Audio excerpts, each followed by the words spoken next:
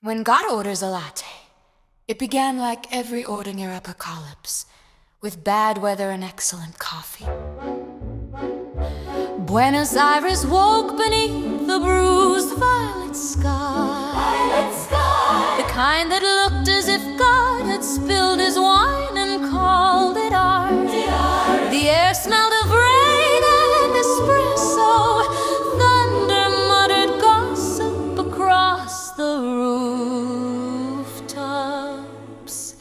Inside revolution of skirts, the cafe pulsed with rebellion and caffeine. Steam rose from the espresso machine like incense at an unholy mass, and every table was occupied by a different brand of divine chaos.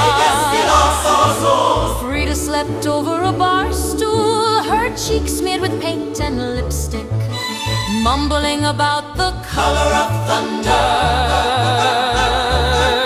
Cleopatra sat in the corner with the poise of royalty and the patience of a cobra, surrounded by a glittering army of lipstick tubes.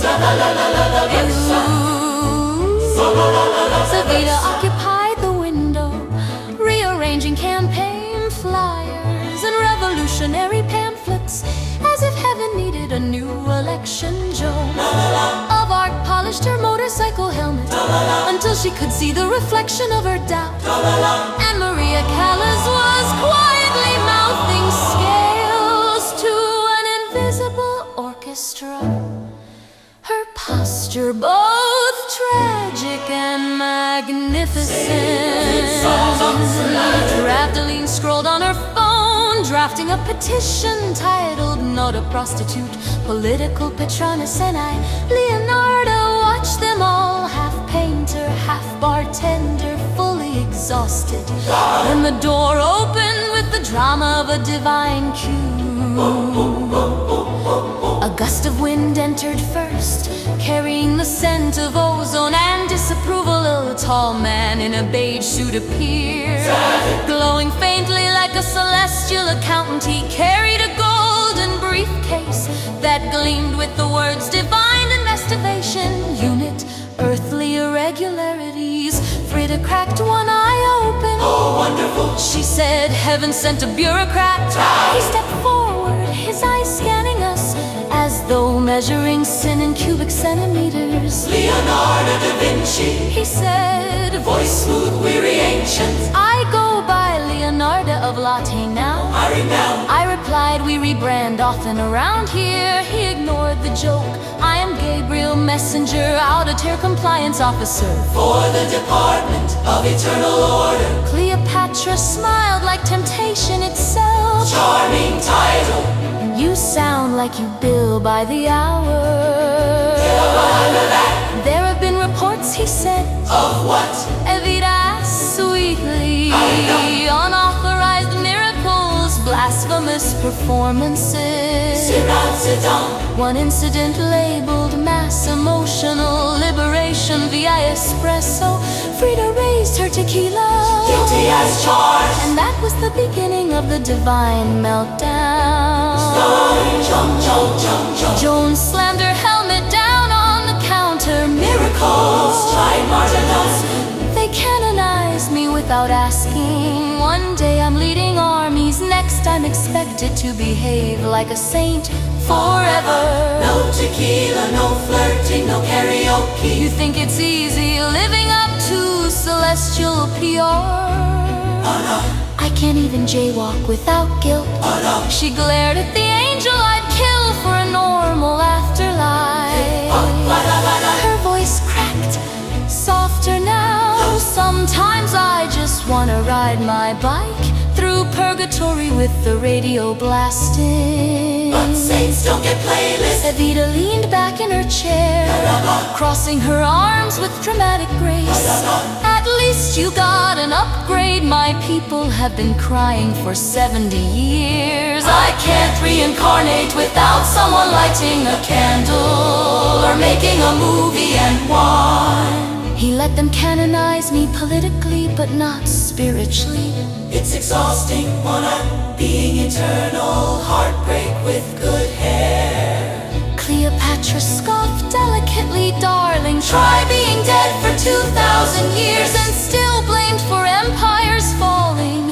I was a linguist, a scholar, a strategist. I spoke 9 languages, but all history remembers is my eyeliner.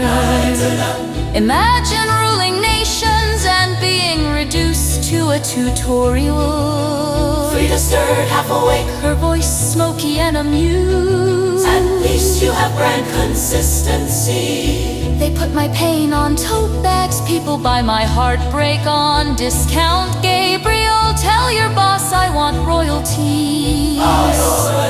Maria Callas straightened her spine, chin trembling with operatic pride. Royalties? I'd settle for relevance, I lost my career to artificial sopranos. They hit the high C without lungs, without tears, without living. They don't even breathe. God created lungs for a reason. Not algorithms. Magdalene rose from her chair, steady but burning inside. All of you complain about fame.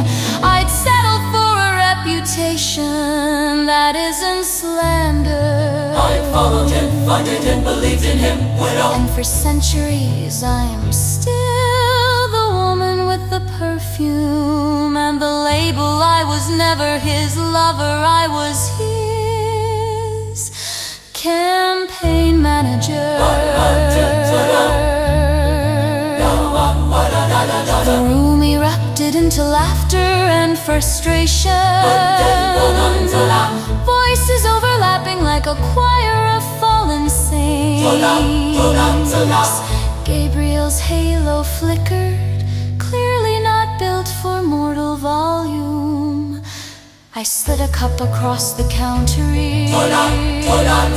I said caffeine helps with revelation. He frowned. God doesn't drink lattes. Please, said Cleopatra. He drinks everything. Have you seen the wine budget in heaven?